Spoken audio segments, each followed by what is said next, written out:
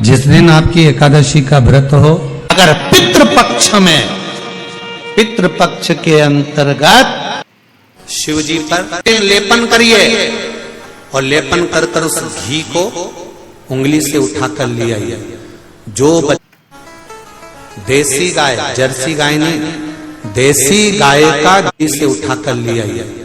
जो बच्चा दृष्टि से, श्रवण से, वाणी से, शरीर से जन्म के बाद में तकलीफ में है और अवस्था उसकी छोटी है, अगर वो 10 साल के अंदर अंदर का है तो उस बच्चे की नाभि में वो घी थोड़ा सा कुनकुना कर कर ठंडा होने के बाद उसको डालिए और बच्चे की उस घृत से नैनों के पास, श्रवण शक्ति के पास थोड़ी थोड़ी मालिश करना सुधा माता के नाम से प्रारंभ करिए। थोड़ा दिन 2-3 महीने कर कर देखिए, बच्चे में थोड़ा थोड़ा सा फल आना प्रारंभ हो जाएगा। वो धीरे धीरे ठीक होगा।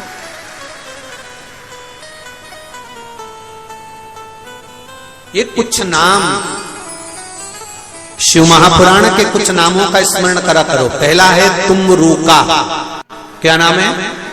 तुम्बरूका। ये गर्भस्थ धारण करने के लिए होते, जिसको 20-20 साल, 25-25 साल तक संतान नहीं होती, उसके लिए तुम्बरूका जी का नाम था, जिसने शिव महापुराण की कथा को वाचन किया है।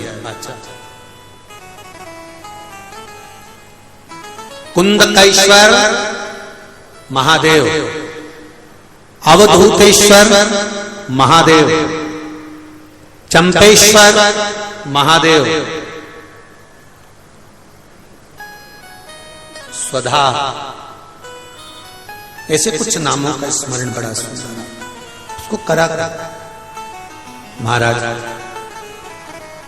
3 कन्या प्रकट हो गई, मैना, धन्या और कला। पितृलोक में आनंद छा गया, पितृलोक में आनंद ही आनंद। से पीपल के पत्ते में पराग होता है। हमारा हिंदू धर्म, हमारा शास्त्र कहता है, हमारे शास्त्र, हमारे वेद डॉक्टर वर्णन करते हैं कि पीपल के पत्ते को अगर एकादशी और द्वादशी के दिन एक तांबे के पात्र में गला कर रख दिया जाए और उस पानी का आचमन 3 बार करा जाए तो जिसकी नाड़ियां चोक भी हो जाती है, डॉक्टर बोले इसका बाईपास करना पड़ेगा, उसको केवल 3 आचमन पानी एकादशी और द्वादशी को पीपल के पत्ते का कराया जाए तो अंदर की नाड़ियां भी खुल जाती हैं। पीपल के पत्ते का इतना प्रमाण हमारे विष्णु पुराण में वर्णन है। पीपल के पत्ते का इतना प्रमाण। घर में अर्धनारीश्वर भगवान का फोटो या मूर्ति का स्मरण नहीं होता। मंदिर के अंदर लगा हो, मंदिर के अंदर पूजन हो रही हो, मंदिर में अगर चित्र लगा है तो वहां पर वो अधिक फलित होता है, अधिक फल। एकादशी तिथि आए, उन दीप को भगवान के सामने प्रज्वलित कर कर 5 दिए अपने दरवाजे के पास में बाहर की ओर रख देता है। उसके घर में कभी रोग, बीमारी और लक्ष्मी की कोई कमती नहीं होती, उसका जीवन सार्थक। वैकुंठ लोक में इंद्र लोक में है, भगवान जितने भी हैं अपने अपने लोक में है। केवल शंकर भगवान इस पृथ्वी पर है, मृत्यु लोक में, इसलिए कंकर शंकर कहा जाता है उसको। पृथ्वी का देव है, देव अधिदेव महादेव। उसको अगर तुमने समय देना प्रारंभ कर दिया तो वो भी तुमको समय जरूर देगा। शिव जी को रोज टाइम पे जल चढ़ाओ, रोज जाकर जल चढ़ाओ तो शंकर को बेचैनी लगेगी, क्यों नहीं आए। मालूम पड़ा उसके यहाँ थोड़ी सी तकलीफ आ गई, शंकर जी ने डमरू बजाकर नंदी को बुलाकर, जा दुख काट उसके, अब भी जा, कल से मेरे मंदिर आना चाहिए, जा अभी किया। किसी भी मंदिर में मंदिर ना हो तो अपने घर के मंदिर में शाम के समय पर उस तुलसी की लकड़ी का दीप, दिया भरकर उसमें घी डालकर जो दीप प्रकट कर देता है, जला देता है, दीप को प्रज्वलित कर देता है, उसके घर में कभी संपदा की कमी नहीं होती। महाराज विष्णु पुराण में स्पष्ट लिखा। 33 कोटि देवता पितृलोक में आपके पूर्वजों के कंधे पर हाथ रखकर कथा को श्रवण करते हैं। स्वभाव, अपना चित्त, अपनी वृत्ति, अपना मन थोड़ा सा बदलेंगे, थोड़ा शिव की ओर लेकर जाएंगे तो वक्ता को भी अच्छा लगेगा। पार्थिव लिंग का निर्माण कर लिया। अब ये पार्थिव लिंग का निर्माण करना, ये भी तो वही भाव आ गया, कंकर में शंकर को ढूंढ लेना। कण कण बालू से, मिट्टी से, रेत से, कण कण में शिव है, उसी में तो ढूंढा। बैठ गए, बेलपत्र चढ़ा दी, एक पुष्प चढ़ा दिया और जपने बैठ गए। श्री शिवाय नमस्तुभ्यं। नमः शिवाय। ओम नमः शिवाय। ओम नमः शिवाय। ओम नमः। स्मरण किया और भगवान शंकर सामने, मांगो क्या चाहिए। आर्यमा स्वामी कहने लगे, प्रभु जी बड़ी कृपा करिए, गणेश जी बिल्कुल सत्य कहे थे, ढूंढने जाने की जरूरत नहीं है, भगवान को बस एक जगह पर बैठकर भज लो, परमात्मा मिल जाता। क्यों भटक रहे हो, काहे के लिए जा रहे हो, कहां जा रहे हो। मिलन भीतर से अग्नि बहुत तीव्र होना चाहिए, मिलन की अग्नि, तो परमात्मा मिलेगा। आप किसी के लिए सोच के बैठ जाओ, प्रैक्टिकल करना, तुम किसी के लिए सोच के बैठ जाओ, मुझे इससे मिलना है, मुझे इससे मिलना है, मुझे इससे मिलना है, मिलोगे। मंदिर में अगर कोई दिया रखा हुआ है और आप घर से इतनी बड़ी डब्बी ले गए, उसमें घी थी, बत्ती थी, माचिस थी, माचिस बत्ती और घी डब्बी में तुम लेकर चली गई, दिया लेकर नहीं गई, तुमने दूसरे के रखे हुए दिए में अपनी बत्ती लगाकर आ गई हो, तो तुम हजारों बार बत्ती लगाना, जिसका दिया था उसी के खाते में वो दीप दान जाएगा, तुम्हारे खाते। यमराज को धर्मराज भी कहते हैं, यमराज भी कहते हैं, यम भी कहते हैं। तो आर्यमा स्वामी ने क्या देखा कि वहां स्वधा तो भगवान के तप में लीन है, स्वधा तो भगवान की भक्ति में लीन है। यमराज तो नहीं है, पर यमराज की धर्मपत्नी धुमोरना बैठी हुई। यमराज की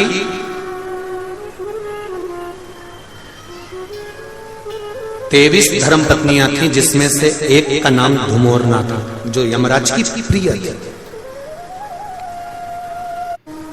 और धुमोरना,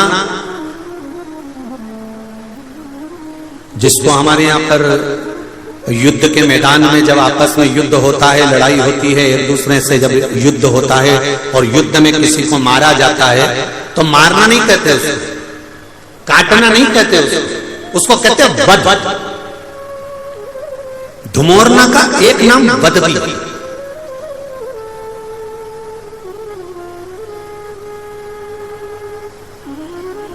धुमोरना बेटी है और उस धुमोरना की गोदी में उसका बेटा है, यमराज का बेटा, जिसका नाम है कतिला। यमराज का बेटा कतिला धुमोरना की गोद में बैठा हुआ, यमराज की पत्नी की गोद में। धुमोरना को देखा तो प्रणाम किया, माताजी आप यहां पर हो, केवल एक निवेदन है आपसे। धुमोरना ने पूछा, बोलिए आर्यमा जी कैसे आना हुआ आर्यमा स्वामी। आर्यमा स्वामी कहते हैं, मुझे बस केवल जो स्वधा माता तप कर रही हैं, उन तप करती हुई माता के पास आपको जाना और केवल पूछना है कि आप तप क्यों कर रही हो। तो धुमोरना ने कहा कि मैं, अगर मुझे देखकर स्वधा कहीं भय तो नहीं खा जाएगी, स्वधा में कोई भय तो उत्पन्न नहीं होगा। थोड़ा ध्यान देना कथा पर विशेष। हमारे यहां पर एक प्रसंग बुजुर्ग माताएं बहुत पहले से कहती आई हैं, शायद यहां पे भी जितनी बुजुर्ग माताएं बैठी होंगी वो जानती होंगी।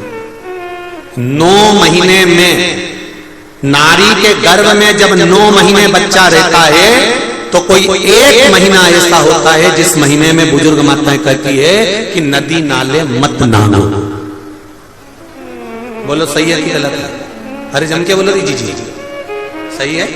एक महीना ऐसा होता है, वो 7वां हो कि 6ठा हो कि 8वां हो, जो आपके स्मरण में होगा। कई माताएं कहती हैं और बुजुर्ग माताएं कहती हैं, तो बहुओं को लगता है ऐसा कोई होता है, ये तो ढोंग प्रपंच है।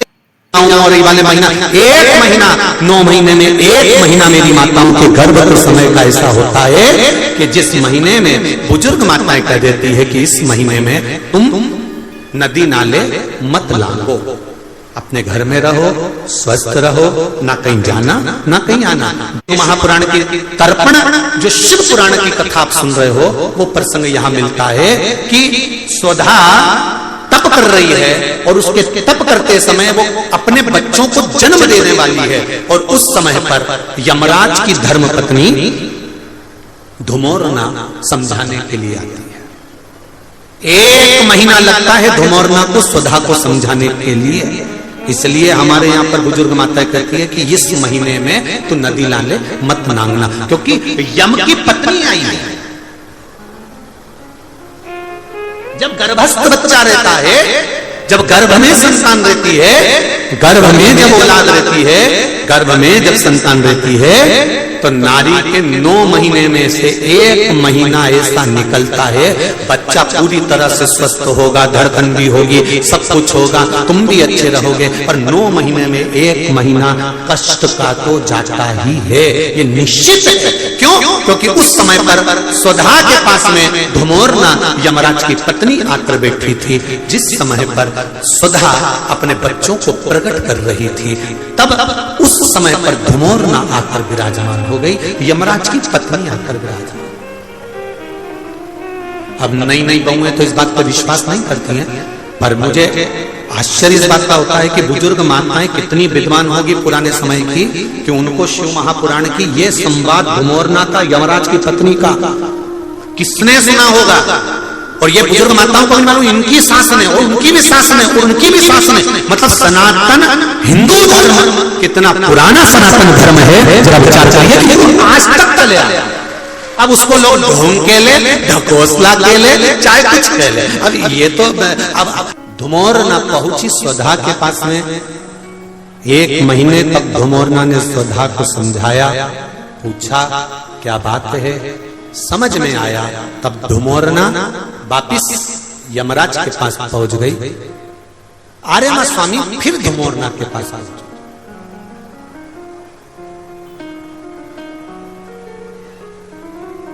वापिस जिस नारी को तब केवल एक बेलपत्री पर रखा हुआ एक चावल का दाना नारी का हाथ का स्पर्श कराकर स्वधा माता का नाम लेकर अशोक सुंदरी की जगह मालूम है सबको, अशोक सुंदरी वाली जगह पर केवल चढ़वा दीजिए, वो बच्चा पूर्ण तरह से 90 महीने में ही जन्म लेगा, 8वें में नहीं, और स्वस्थ, उसकी स्वस्थता रहती है। क्या नाम लेना है? नाम बोलो पहले, जम के बोलिए जरा। आप लोगों से इसलिए बुलवाना है कि आप भूल ना जाओ। फिर से बोले एक बार, स्वधा। स्वधा का स्मरण। ब्रह्मदेव का आगमन हुआ और ब्रह्मा जी आगमन पाकर भगवान नारायण पद्मावती से लगकर उठे और उठकर लक्ष्मी की ओर झुके। झुकने पर इन तीनों के समागम से भगवान नारायण के हृदय चित्त से एक कन्या प्रकट हो गई। उस कन्या का नाम एका था। क्या नाम था? एका। अब 10 उसके गुण इतने प्रबल थे, वो 10 गुण उसके बड़े प्रबल थे कि वो एका जिसको निहारती थी उसको संपदावान बना देती थी, जिसको देख लेती थी उसके जीवन में वो आनंद की अनुभूतियां करा देती थी। एका जिस मार्ग से जाती थी उस मार्ग के द्वार खोल देती थी। एका का पुण्य इतना पुण्य प्रखर। श्राद्ध पक्ष की एकादशी और द्वादशी, इन 3 तिथियों पर एक रोटी में थोड़ा सा मीठा रखकर सोमक पितृ का नाम लेकर यदि गाय को खिला दिया जाता है, तो अगर कोई पूर्वज प्रेत योनि में भी पड़ा हुआ होता है, भटक रहा होता है, जिसको पिंड नहीं मिला, जो अचानक मर गया होता है, अधोगति में चले गया होता है, उस जीव की मुक्ति 10वीं श्राद्ध पक्ष की, एकादशी श्राद्ध पक्ष की और द्वादशी श्राद्ध पक्ष की, ये 3 दिन सोमक पितृ का नाम लेकर रोटी में पूड़ी में मीठा रखकर अगर गाय को खिला दिया जाता है, ये 3 दिन तक, तो वो पितृ कभी भटकते नहीं है, उनको मुक्ति प्राप्त हो जाती है मोक्ष में। एकादशी के दान की महत्वता श्रीमद् वल्लभाचार्य जी ने कहा कि कोई व्यक्ति अगर खटिया पर सड़ रहा है, पलंग पर तड़प रहा है, हॉस्पिटल में पड़ा हुआ है, तो निवेदन है कि उसको देखने जाओ तो अपनी करी हुई एकादशी में से 2 एकादशी का दान उसको तुरंत दे दो। क्यों? तो जिससे उसको मोक्ष मिल जाए।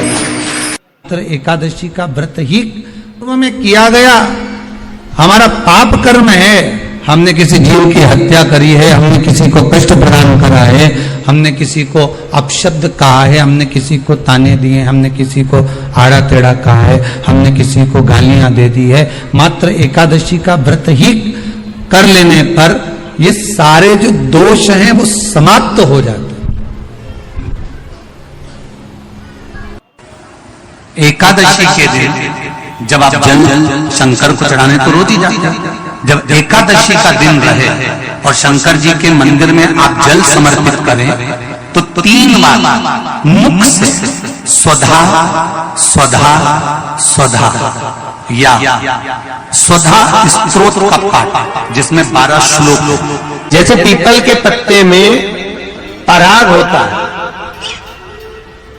हमारा हिंदू धर्म, हमारा शास्त्र कहता है, हमारे शास्त्र, हमारे वेद डॉक्टर वर्णन करते हैं कि पीपल के पत्ते को अगर एकादशी और द्वादशी के दिन एक तांबे के पात्र में गला कर रख दिया जाए और उस पानी का आचमन 3 बार करा जाए तो जिसकी नाड़ियां चोक भी हो जाती है, डॉक्टर बोले इसका बाईपास करना पड़ेगा, उसको केवल 3 आचमन पानी एकादशी और द्वादशी को पीपल के पत्ते का कराया जाए तो अंदर की नाड़ियां भी खुल जाती हैं। गंगा के जल में एकादशी के दिन 7 बेलपत्री डालकर जो नंदीश्वर भगवान अर्थात जो शंकर जी के शिवलिंग के सामने नंदी होता है, उस नंदी के चरण पर गंगा का जल चढ़ाकर बेलपत्री शिव पर समर्पित कर देता है, उसके घर में रुपया रुकना चालू हो जाता है, फिर वो गलत जगह पर नहीं। गंगा के जल में छिप जाए, मरने के बाद नहीं, क्योंकि मरने के बाद तो वो 10वें के दिन, गरुड़ पुराण में लिखा है 10 दिन तक जीवात्मा घर की अटारी पर रहती है। कितने दिन? 10 दिन। 10 दिन के बाद जीवात्मा चली जाती है। कहां जाती है? उसको जहां जाना है। 3 दिन में उसको भोग भोगना पड़ता है जीवात्मा को। 3 दिन नरक का भोग भोगती है, उसके बाद स्वर्ग का भोग भोगती है। 18 दिन में ये प्रोसेस पूरी हो जाती है। कितने दिन? 18 दिन। 18 दिन के बाद में उस जीवात्मा को धान के खेत में पटका जाता है। किसके खेत में? धान के, चावल के खेत में। इसलिए कहते हैं एकादशी के दिन चावल मत खाओ। कहते कि नहीं कहते? और क्या कहते हैं? द्वादशी के दिन चावल खाना जरूरी है। एकादशी का पालना करना है तो द्वादशी को चावल का 1 गिलास खाओ, तब द्वादशी को चावल खाओगे तो एकादशी लगेगी। चावल नहीं खाओगे तो एकादशी नहीं लगेगी। द्वादशी को चावल खाना जरूरी है। क्यों कहते हैं? क्योंकि धान के खेत में जीव को छोड़ा जाता है, उस धान के खेत में, चावल के खेत में जीवात्मा रहती है। उसको चिड़िया खाती है तो चिड़िया के रूप में जन्म लेता है, मनुष्य खाता है तो मनुष्य के रूप में जन्म लेता है। इसलिए एकादशी के दिन चावल नहीं खाया जाता, क्योंकि एकादशी के दिन हम चावल खाएंगे तो जीव हत्या का दोष लग जाएगा। फिर कब खाना है? द्वादशी के दिन। द्वादशी के दिन क्यों खाया जाता है? क्योंकि हम एकादशी के व्रत करे रहते हैं और पहला घासा जब चावल का खाते हैं तो अपनी करी हुई एकादशी का पुण्य, जितने जीव हमारे मुंह में जाते हैं उनको उसका पुण्य मिल जाता है और उनका फिर जन्म नहीं होता, वो तर जाते हैं, उनको एकादशी का भाग मिल जाता है। इसलिए कहते हैं एकादशी को चावल मत खाओ, पर द्वादशी को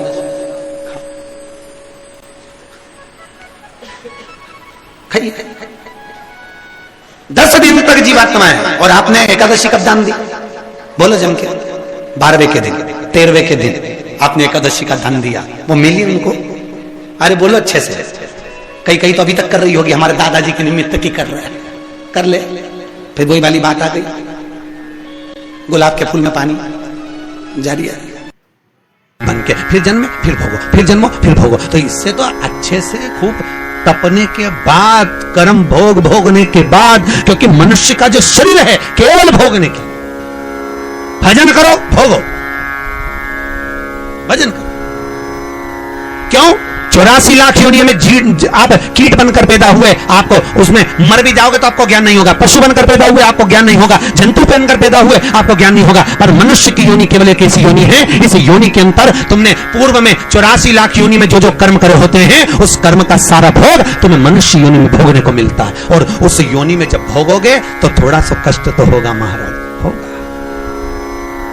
कई लोग कहते हैं हमारी पड़ोसन तो अगरबत्ती नहीं लगाती गुरुजी तो वो भी खुश, कभी मंदिर नहीं जाती पड़ोसन, कभी शंकर जी को लोटा भर पानी नहीं चढ़ाती तो वो भी भगवान खूब दे दिया, और हम तो रोज मंदिर जाएं, व्रत करें, उपास करें तो भी दुखी। उसका क्या कारण? तो शिव महापुराण में लिखा, एक बार देवर्षि नारद भगवान विष्णु के पास में पहुंचे और भगवान विष्णु से कहा, नारायण दुनिया के लोग अगरबत्ती नहीं लगाए, भगवान का पूजन नहीं करे, पाठ नहीं करें तो सुखी रहते हैं, और दुनिया के लोग भगवान का भजन पूजन करते हैं तो दुखी रहते हैं। ऐसा क्यों? भगवान विष्णु ने कुछ बोले नहीं। भगवान विष्णु बोले मुझे भूख लग रही है, मेरे साथ पृथ्वी पे घूमने चल। भगवान विष्णु नारद जी के साथ पृथ्वी पे घूमने निकले। अब जैसे ही नारद जी के साथ घूमने निकले तो भगवान विष्णु ने एक सेठ जी का घर देखा। नारद जी बोले महाराज ये सेठ जी का घर है, खूब बड़ा धर्मात्मा दानी है, चलो इसके यहाँ कुछ खाने को मिल जाएगा। भगवान विष्णु ने मनुष्य का रूप रखा, नारद जी ने मनुष्य का रूप रखा, साधारण रूप बन रखकर दरवाजा बजाया। सेठ जी, ओ सेठ जी, सेठ जी, सेठ जी बाहर निकल कर आए। क्या है? हमें भूख लगी है, कुछ दान दे दो। इतने में सेठ जी बोले तुम्हारा बाप रख के गया, दान दे दो। चलो निकले यहां से, निकल जाओ यहां से। सेठ जी ने धक्के मार के देवऋषि नारद भगवान विष्णु को भगा दिया। इतने में देवऋषि नारद को क्रोध आया। देवऋषि नारद ने कहा महाराज इसने अपमान करा है, अपने को धक्के मार कर निकाला है, श्राप दे दो, बर्बाद हो जाए। भगवान विष्णु ने पीछे पलटकर सेठ जी को देखा। देखकर भगवान विष्णु ने दोनों हाथ उठाकर कहा जा तेरे यहां खूब लक्ष्मी बढ़ जाए, खूब लक्ष्मी बढ़े और बढ़े और बढ़े। इतने में देवऋषि नारद ने कहा प्रभु तुम लक्ष्मी बढ़ने का, तुम्हें श्राप देना था तो तुमने आशीर्वाद दे दिया। भगवान बोले मेरी मर्जी, चलो। भगवान विष्णु और आगे गए। भगवान ने कहा छोटा सा झोपड़ा है, छोटी सी कुटिया थी, छोटा सा घर था। भगवान ने कहा यहाँ देख कुछ मिल जाए। देवऋषि नारद ने आवाज लगाई माता बाबा भूख लगी है। अंदर से एक बूढ़ी माँ निकल कर बाहर आई। आओ बाबा अंदर बैठो। दो आसन लगाए, भगवान विष्णु और देवऋषि नारद को बिठाया।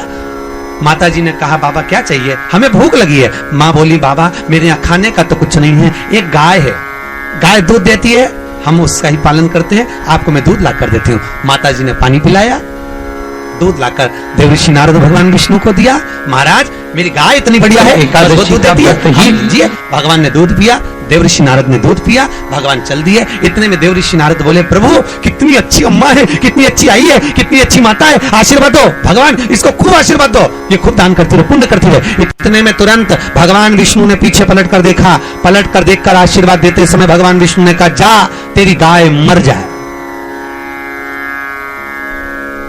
भगवान विष्णु ने हाथ ऊंचा कर कहा तेरी गाय मर जाए, और भगवान चल। जैसे ही चले इतने में देवऋषि नारद को क्रोध आ गया। देवऋषि नारद ने कहा भगवान वो सेठ जी ने तुम्हारा अपमान करा, धक्के मारकर निकाला और उसको कह रहे हो कि लक्ष्मी बढ़ जा, और वो उसने दूध पिलाया तुमको, सेवा करी, और उसको कह कि गाय मर जा, ऐसा क्यों? भगवान विष्णु ने कहा देवऋषि नारद तुम समझोगे नहीं, ये जो माँ है ना इसने मेरी सेवा करी, ये मुझे भजती है, मेरा भजन करती है, मेरा स्मरण करती है। मैं चाहता हूं कि ये मरने के बाद वापिस जन्म ना ले, और जन्म ना ले मेरे पास आकर मेरे संग में मेरे साथ वैकुंठ में रहे, मैं ये चाहता हूं। पर करूं क्या?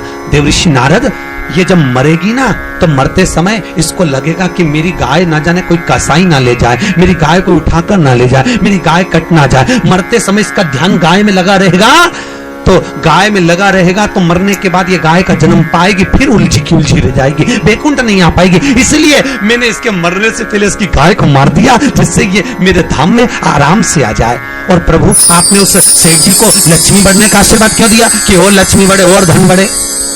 भगवान बोले नारद तू जानता नहीं है, सेठ जी लक्ष्मी से बड़ा प्रेम करते हैं, तो लक्ष्मी और बढ़ेगी और बढ़ेगी और बढ़ेगी। जब ये लक्ष्मी जोड़ जोड़ के मरेगा, आखिरी में सांप बन के वहीं पड़ा रहेगा।